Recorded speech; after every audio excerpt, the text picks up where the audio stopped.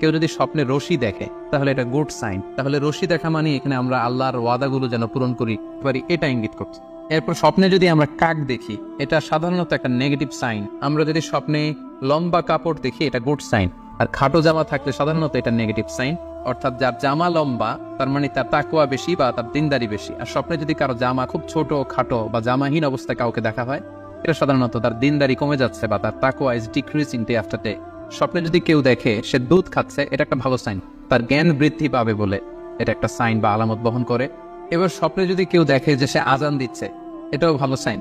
স্বপ্নে আজান দেয়া এটা সাইন হচ্ছে সে হয়তো অচিরে হজ করতে যাবে। এবার স্বপ্নে যদি কেউ গর্ত দেখে যে সে গর্ত খুঁড়ছে বা তার জন্য কেউ গর্ত খুঁড়ছে এটা ষড়যন্ত্রের সাথে সম্পৃক্ত। এবার স্বপ্নে যদি কেউ নৌকা দেখে জাহাজে আরোহণ করছে বা নৌকায় আরোহণ করছে এটা তার জন্য একটা ভালো সাইন, সে কোনো বিপদ থেকে মুক্তি পাবে বলে ধারণা করা যেতে পারে। ইমাম মুহাম্মদ ইবনে সিরিনের কাছে এক লোক এসে বলল যে ইমাম, হে ইমাম, আমি স্বপ্নে দেখেছি যে আমি একটি শস্য ক্ষেত্র চাষ করছি কিন্তু কোনো ফসল হচ্ছে না, এটা মানে কি? তিনি ব্যাখ্যা করে দিলেন আনতা তাআজিলু আন ইমরাআতিক, অচিরেই হয়তো তোমার স্ত্রীর সাথে তোমার সেপারেশন হয়ে যেতে পারে।